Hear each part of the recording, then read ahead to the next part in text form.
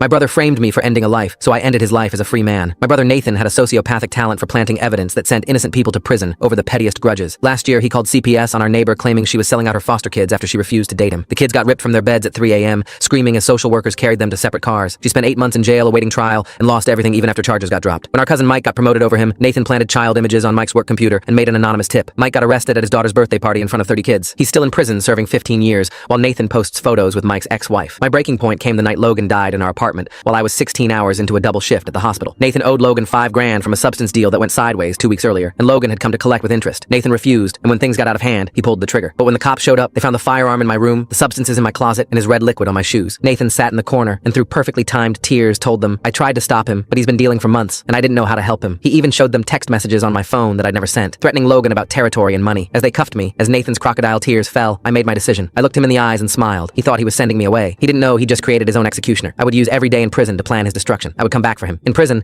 I learned that my cellmate did 5 years for running substances before getting caught in a federal sting. So every night after lights out, he'd tell me stories about the business, how product moved through legitimate fronts, how books got cooked to hide profits, how the smart ones always kept emergency stashes of cash and clean weapons. The ones who last, he told me, they keep insurance, evidence on their partners, records of every deal, something to trade if they get cornered. He thought he was just passing time with stories. I was taking notes in the dark, learning the exact kind of operation Nathan would build and exactly what evidence he'd keep hidden. I got out 10 years later on good behavior. I spent 6 months watching Nathan's import business from the shadows, documented his routines, learned he kept trophies in a safety deposit box he visited monthly. When I finally broke in, I found exactly what I predicted. 50 grand in cash, fake passports, and the firearm that took Logan's life, his prints preserved perfectly because he was too arrogant to destroy it. Everything I'd learned in prison was right. He'd kept his insurance, his evidence, his trophies. Now I'd use them against him. On the 10th anniversary of my conviction, Nathan threw himself a massive party, calling it his decade of success celebration. He'd invited every judge, police chief, and politician he'd bought over the years. That's when I made the anonymous call to the DEA with detailed information about the 40 kilos of snow arriving at Nathan's warehouse at midnight. Information so specific that only someone inside his operation could possibly know. The raid at the warehouse timed up perfectly with the raid at the party. 20 agents came in through the windows, marched towards Nathan, and face planted him on his marble floor while he screamed, "This is a setup! I'm being framed!" The exact words I'd used 10 years ago. His wife and kids watched him get cuffed. Every important person in town saw him dragged away screaming about being innocent. The trial was everything I'd dreamed about in my cell. Nathan's expensive lawyer tried every trick, even suggesting I'd somehow orchestrated this from prison. But the evidence against Nathan was overwhelming. In the end, they found the 40 kilos of pure Colombian snow, the cooked books showing years of laundering, the firearm with his prints, ballistics matching not just Logan but 2 other unsolved crimes. The prosecutors connected dots I'd carefully placed for them to find. Suddenly, my decade-old conviction looked suspicious. New evidence suggested the real criminal had been walking free, building an empire on my stolen life. They gave him life without parole on 3 counts for taking people's lives, plus 40 years for illegal trade. At sentencing, he screamed about conspiracies, about being framed. The judge just told him, save it for appeals. Nathan's been locked up for a year now. Last week, I got a call from a guard I knew from my time inside. He told me Nathan tried to plant contraband in his cellmate's bunk, then reported him for dealing. The other inmates figured it out immediately. Now Nathan's in protective custody, still planting evidence, still crying about being framed. As for me, these days I sleep through the night, no longer planning anything except what to cook for breakfast.